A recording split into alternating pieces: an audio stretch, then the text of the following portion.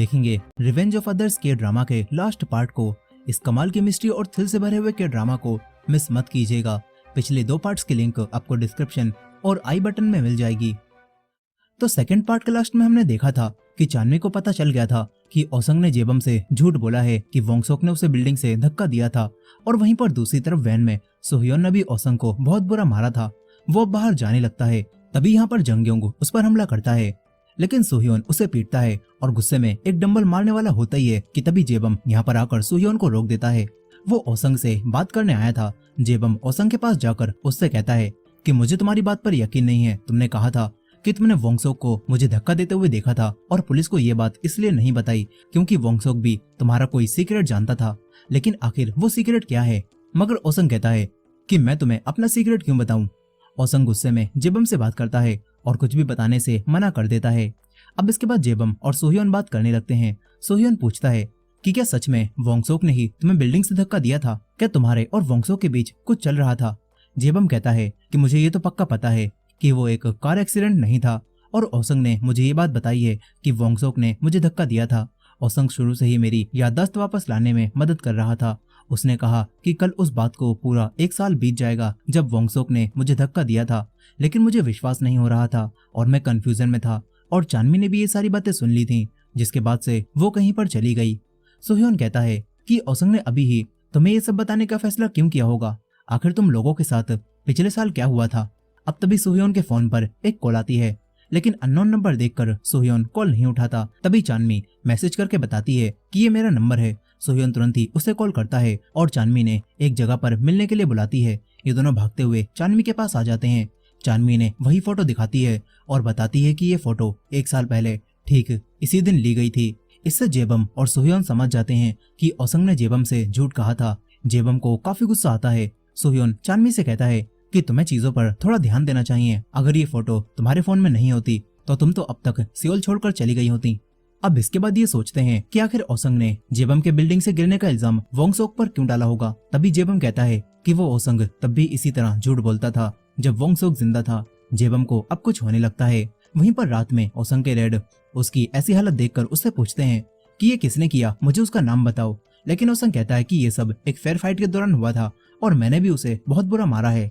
ओसंग के डैड उसके ऊपर काफी चिल्लाते हैं और कहते हैं कि मैंने तुमसे कहा था ना, किसी और ट्रबल में मत फंसो। पुलिस को तुम्हारी रिसीट क्राइम सीन पर मिली थी और तुम ही अभी जू के मर्डर केस में प्राइम सस्पेक्ट हो। अगर तुम मुझे सच नहीं बताओगे तो मैं तुम्हारी मदद नहीं कर पाऊंगा। ओसंग के डैड सीरियस होकर ओसंग से पूछते हैं कि क्या तुमने ही जू का मर्डर किया है? लेकिन ओसंग मना कर देता है और कहता है कि ये काम सोह्योन ने किया है। वहीं पर दूसरी तरफ सोह्योन और चांदनी एक साथ थे। सोह्योन कहता है कि क्या अब हम ओसंग के बारे में पुलिस को सब बता दें? चांदनी कहती है कि ठीक है, लेकिन हम जंगयों के केस के बारे में कुछ भी नहीं बताएंगे क्योंकि मैं नहीं चाहती तुम पकड़े जाओ। तुम्हारा समय बहुत कीमती है। ये दोनों थोड़ी गहरी दोस्ती वाली बातें करते हैं और फिर एक दूसरे का हाथ पकड़कर साथ जाने लगते हैं। तभी चांदनी कहती है कि कल वो अपना बैग शॉप में भूल गई थी। चांदनी शॉप के अंदर बैग लेने चली जाती है और तभी जंगयोंग अपने साथियों के साथ यहाँ पर आता है। ये लोग सोह्योन को बेहोश करके अपने साथ ले जाने लगते हैं। चांदनी ये देखकर इन्हें रोकने की कोशिश करती है, लेकिन वो कुछ भी नहीं कर पाती। जंगयोंग चांदनी से कहता है कि अगर तुमने पुलिस को कुछ भी बताने की कोशिश की तो हम इसे जान से मार देंगे। चांदनी अब पुलिस की जगह जेबम को कॉल करती है।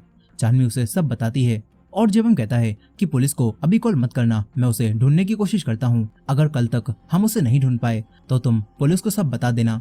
अब इसके बाद जेबम किसी और को कॉल करने लगता है। वहीं पर जंगयोंग और उसके साथी सोह्योन को पकड़कर एक जगह पर लाते हैं और चेयर से बांधकर टेप लगा देते हैं। जंगयोंग उसे मारने लगता है।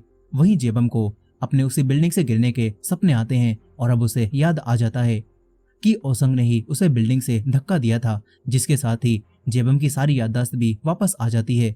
वहीं पर चांदनी जिम में बैठी हुई थी। तभी जेबम उसके पास कॉल करके कहता है कि मुझे पता चल गया है जंगयोंग और उसके साथी कहाँ होंगे, इसीलिए पुलिस को कॉल मत करना। वहीं पर ओसंग अब एक टैक्सी को लेकर कहीं पर जाने लगता है। तभी 2 आदमी उसे रोकते हैं और एक आदमी उसकी पॉकेट में चुपके से कुछ डाल देता है। इसके बाद ओसंग टैक्सी लेकर उसी जगह पर आ जाता है और सोह्योन को मारकर उससे कहता है कि मुझे अब सच बता, अगर तूने झूठ बोला तो तू तो गया।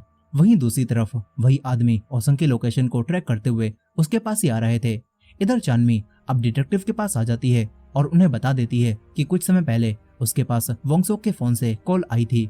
अब तभी जूनियर डिटेक्टिव यहाँ पर आकर डिटेक्टिव लेडी को बताता है कि रिपोर्ट से ये पता चला है कि जू को मारने वाला वो किलर लेफ्ट हैंडेड है। ये बात सुनकर चानवी सोचती है कि अगर किलर लेफ्ट हैंडेड है तो फिर तो सोह्योन के ऊपर से सारा शक हट जाएगा। फिर चानवी इन्हें अपने फोन में वोंगसोक के फोन से आई हुई कॉल दिखाती है। ये दोनों समझ जाते हैं कि जिस भी इंसान ने वोंगसोक के फोन से कॉल की थी वही वोंगसोक का किलर हो सकता है। डिटेक्टिव तुरंत ही जूनियर डिटेक्टिव को वोंगसोक के फोन की लोकेशन निकालने के लिए कहती हैं। जब उससे चानवी को कॉल आई थी तभी चानवी कहती है कि मुझे ओसंग पर शक है। डिटेक्टिव पूछती हैं कि तुम्हें ऐसा क्यों लगता है। चानवी कहती है कि मुझे बस पता है और अब आपको बस एविडेंस ढूंढने होंगे। इधर ओसंग सोह्योन को बहुत बुरा पीट रहा था। ओसंग पूछता है कि तू ही वो हीरो है ना जिसने जंगयों को उस रात मारा था। सोह्योन हाँ करता है। फिर ओसंग पूछता है कि तूने ही वोंगसोक और जू का भी मर्डर किया है ना और तू मुझे फंसाने की कोशिश कर रहा है। लेकिन सोह्योन मना करता है। ओसंग को लगता है कि सोह्योन झूठ बोल रहा है, इसलिए ओसंग उसे फिर से मारता है और कहता है कि अब अगर तूने झूठ बोला तो तेरी उंगलियां काट दी जाएंगी। इसके बाद ओसंग उससे कहता है कि वोंगसोक ने भी कई लोगों को बुली किया था, वो भी हीरो से पिटने के लायक था और जरूर तू जब उसे धमका रहा होगा तो तभी हाथापाई में वो नीचे गिर गया। लेकिन सोह्योन मना करता है और कहता है कि तुमने ही वोंगसोक को मारा है। ये बात सुनकर ओसंग अब सोह्योन की उंगली काटने लगता है। तभी यहाँ पर वही आदमी आ जाते हैं। वो इन सभी को मारने लगते हैं और सोह्योन को छुड़ा लेते हैं। इसके बाद जेबम अपनी गाड़ी से यहाँ पर आता है। जेबम अब बदला हुआ लग रहा था। वो अंदर आकर सबसे पहले ओसंग को पकड़ लेता है और कहता है कि तूने मुझसे झूठ क्यों बोला। जेबम काफी गुस्से में था, लेकिन ओसंग अब भी कहता है कि मुझे नहीं पता तुम किस बारे में बात कर रहे हो। वो आदमी अब जेबम को रोकता है। इसके बाद जेबम कुछ पेपर्स पर साइन करता है ताकि इन आदमियों को कंपनी से पैसे मिल सकें। सोह्योन देखता है कि जेबम के सिग्नेचर अब बदल चुके हैं। वो अपना नाम जेबम की जगह जेजुन लिख रहा होता है और वो भी लेफ्ट हैंड से। वो आदमी भी जेबम को ये बात बताता है। जेबम तुरंत ही अपने राइट हैंड से अपना नाम बदल देता है। सोह्योन को ये बात काफी अजीब लगती है। इसके बाद जेबम सोह्योन को घर छोड़ने जाने लगता है। ये दोनों चानवी के पास आ जाते हैं। जेबम कहता है कि मुझे पता चल गया था ओसंग ने ही ये सब करवाया है, इसीलिए मैं सोह्योन को बचा पाया। इसके बाद जेबम कुछ खाने के लिए लेने जाता है। तभी सोह्योन चानवी को बताता है कि जेबम और ओसंग के साथ कुछ अजीब हुआ था। वहीं दूसरी तरफ डिटेक्टिव्स को अब पता चल जाता है कि उस दिन जब चानवी को वोंगसोक के फोन से कॉल आई थी तो वो कॉल किसी ने उसी पार्क में बैठकर की थी जहां पर अक्सर ओसंग फुटबॉल खेलने जाता था। डिटेक्टिव लेडी तुरंत ही जूनियर डिटेक्टिव को पार्क में जाकर वहां पर लगे हुए सीसीटीवी फुटेज को चेक करने के लिए कहती हैं। यहीं पर जूनियर डिटेक्टिव जू के मर्डर केस की फाइल्स को भी देखता है। डिटेक्टिव लेडी उसे बताती हैं कि जू को लेफ्ट हैंड से गला दबाकर मारा गया है। डिटेक्टिव सोचती हैं कि सोह्योन और ओसंग में से आखिर कौन लेफ्ट हैंडेड होगा। वहीं पर उसी पार्क में सोएन और चानवी बात कर रही थी। सोएन को ओसंग के ऊपर काफी गुस्सा आ रहा था। वो चानवी से सोह्योन के ब्रेन ट्यूमर की कंडीशन के बारे में पूछती है। चानवी कहती है कि डॉक्टर ने कहा था अगर वो खुद को पुश करे तो वो जी सकता है, लेकिन उसकी हालत और भी बिगड़ सकती है। सोएन समझ जाती है कि सोह्योन के बचने के चांसेस बहुत कम हैं। फिर सोएन चानवी को बताती है कि डिटेक्टिव कल मुझसे पूछताछ करने आए थे। उन्हें मेरी और मिनसोना के डेड की एक फुटेज मिल गई थी, लेकिन मैंने उसमें भेस बदल रखा था, इसीलिए मैंने मना कर दिया कि वो इंसान मैं नहीं हूँ। लेकिन अगर पुलिस को ये बात पता चल गई कि मैंने ही डील करवाकर सोह्योन को पैसे देकर जू और जंगयों को पिटवाया था तो सोह्योन को तो और भी बड़ी सजा हो सकती है। इसीलिए मैंने सोचा है कि मुझे यहाँ से जाना होगा। अगर मैं यहाँ से गायब हो जाऊंगी तो सोह्योन को पकड़ने के चांसेस काफी कम हो जाएंगे। सोएन कहती है कि अब वो स्कूल छोड़ देगी और अपने बालों को कलर करके और नाम बदलकर कहीं दूर रहने चली जाएगी।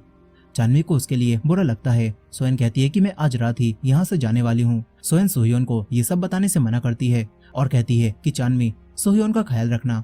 चानवी उसे एक दोस्त की तरह गले लगाती है और गुड बाय कहने लगती है। तभी डिटेक्टिव यहाँ पर आ जाता है। सोएन यहाँ से चली जाती है। जूनियर डिटेक्टिव चानवी को बताता है कि उस रात तुम्हें तुम्हारे भाई के फोन से इसी पार्क में बैठकर किलर ने कॉल की थी। चानवी कहती है तो तुरंत ही जाइए और ओसंग से पूछिए कि उसने मुझे यहाँ से कॉल क्यों की, मैं ये बात जानना चाहती हूँ। ये बोलकर चानवी चली जाती है। डिटेक्टिव यहाँ पर खेल रहे बच्चों को ओसंग की फोटो दिखाकर उसके बारे में पूछता है और वो बताते हैं कि हाँ, ये लड़का हमारे साथ यहाँ पर खेलने आता था, लेकिन अब वो कई दिनों से नहीं आ रहा। वहीं ओसंग अपने डैड से मिलने फिर से पुलिस स्टेशन जाता है। वो अपने डैड को अब बताता है कि कुछ ही समय में एक और पुराना केस दोबारा से खुलने वाला है और इस सब के पीछे की वजह आपकी दूसरी बेटी जीयून है। ओसंग कहता है कि मैं जीयून से प्यार करता था और आज भी करता हूँ। मैं उसे रोमांटिकली चाहता था और मैं जीयून से प्यार करने लगा था, इसी वजह से वो सब कुछ हो गया। ओसंग कहता है कि मैं आपको ये सब इसीलिए बता रहा हूँ ताकि जब मैं आपको सच बताऊं तो आप यकीन कर सको। ओसंग के डैड कहते हैं कि जीयून भले ही तुम्हारी बायोलॉजिकल सिस्टर ना हो, लेकिन हम एक फैमिली हैं, तुम उसके लिए ऐसी फीलिंग्स नहीं रख सकते। ओसंग कहता है कि अब ये बताने के लिए बहुत देर हो चुकी है। ओसंग के डैड कहते हैं कि आखिर कौन सा केस रीओपन होने वाला है। ओसंग बताता है कि वोंगसोक का मर्डर केस रीओपन होने वाला है। वहीं पर जीयून कहीं पर जा रही थी, तभी जेबम उससे मिलता है। जेबम उसे अपने साथ चलने के लिए कहता है। इधर ओसंग पुलिस स्टेशन से जाने लगता है, तभी डिटेक्टिव लेडी उसे देखकर उसे एक वॉलेट देती हैं, लेकिन ओसंग कहता है कि ये मेरा नहीं है। वो चला जाता है। वहीं पर चानमी सोह्योन को बताती है कि डिटेक्टिव्स को पता चल गया है कि उस किलर ने उसी पार्क से उस रात कॉल की थी, और साथ ही ये भी पता चला है कि जू को मारने वाला वो किलर लेफ्ट हैंडेड है, यानी कि तुम्हारे ऊपर से अब उनका शक हट जाएगा। ये बात सुनकर सोह्योन चानमी को बताता है कि जेबम भी अपने लेफ्ट हैंड से साइन कर रहा था। ये दोनों जेबम के बारे में सोचने लगते हैं। वहीं पर जेबम जीयून को लेकर एक जगह पर लाता है। जीयून कहती है कि मुझे लग रहा था तुम मुझे घर ले जा रहे हो, मुझे अभी उतारो, मुझे जाना है। लेकिन जेबम उससे अजीब तरह से बात करता है और कहता है कि मैं जानता हूँ ओसंग तुमसे प्यार करता है और तुम दोनों किस भी कर चुके हो। जीयून हैरान रह जाती है। वहीं पर चानमी सोह्योन से कहती है कि क्या लेफ्ट हैंडेड लोग लेफ्ट लेग का भी ज्यादा यूज करते हैं। सोह्योन कहता है कि हाँ, मैंने जिम में कई लेफ्ट हैंडेड लोगों को देखा है, वो लोग सोकर खेलते समय और किक मारते समय अपनी लेफ्ट लेग का ही इस्तेमाल करते हैं। ये बात सुनकर ये लोग दोबारा से वोंगसोक की गिरने की वीडियो को देखने का फैसला करते हैं। ये लोग तुरंत ही सजिन को कॉल करते हैं, लेकिन उसकी कॉल नहीं लगती और इनके पास अब वीडियो भी नहीं थी। वहीं पर जेबम ओसंग को भी मिलने के लिए यहाँ पर बुला लेता है। ओसंग कहता है कि मैं यहाँ आ गया हूँ, इसलिए जीयून को जाने दो, लेकिन जेबम ऐसा नहीं करता। फिर वो ओसंग से पूछता है कि जब मैं बिल्डिंग से गिरा था उस दिन तुमने ही मुझे धक्का दिया था ना। जीयून ये सुनकर हैरान रह जाती है। ओसंग भी समझ जाता है कि जीयून को ये बात याद आ गई है। जेबम कहता है कि आखिर तुमने मुझे धक्का क्यों दिया। ओसंग कहता है कि उस दिन मैं बहुत गुस्से में था। जेबम कहता है कि तुम गुस्से में क्यों थे, क्योंकि मैंने बस तुम्हें वोंगसोक को बुली करने से मना कर दिया था, इसीलिए तुम्हें गुस्सा आ गया। जेबम कहता है कि जीयून तुम भी ये बात जानती थी ना कि ओसंग ही वोंगसोक को दूसरों को बुली करने के लिए फोर्स करता था। जीयून हाँ करती है और जेबम कहता है कि जिस दिन मैंने तुमसे वोंगसोक को छोड़ने के लिए कहा, तभी तुमने मुझे मारने का फैसला कर लिया होगा। जेबम बताता है कि ओसंग उस दिन मेरे खिलाफ नहीं जा सकता था, क्योंकि मैंने उसके फोन में एक वीडियो देख ली थी जिसमें वो जीयून तुम्हें किस कर रहा था। मैं जानता हूँ उसने तुम्हें फोर्सफुली किस किया था और तुम्हें भी ये बात नहीं पता थी कि वो वीडियो बना रहा है, लेकिन उस वीडियो की वजह से ओसंग को मेरी बात माननी पड़ती और वोंगसोक को दूसरों को बुली करवाने के लिए मजबूर करना छोड़ना पड़ता, इसीलिए उसने मुझे ही मारने का फैसला किया और मुझे बिल्डिंग से धक्का दे दिया। जीयून ये सब जानकर ओसंग के एक थप्पड़ मारती है और गुस्से में यहाँ से चली जाती है। इसके बाद जेबम पूछता है कि ओसंग तुम्हें कब पता चला था कि मेरे दिमाग के अंदर एक और जेबम रहता है जो बिल्कुल अलग है। ओसंग बताता है कि तुम्हारी मॉम ने मुझे ये बात बता दी थी। यहीं पर ओसंग भी अब ये समझ जाता है कि जेबम को याद आ गया है वोंगसोक को किसने मारा था। वहीं चानमी सोह्योन से जिम में बात करती है और पूछती है कि जेबम ने जब पहले लेफ्ट हैंड से साइन कर दिया था तो उसने अपने राइट हैंड से साइन क्यों किया। इस पर सोह्योन बताता है कि उसने पहले अपना नाम जेबम की जगह जेजून लिखा था। ये बात सुनकर चानमी को याद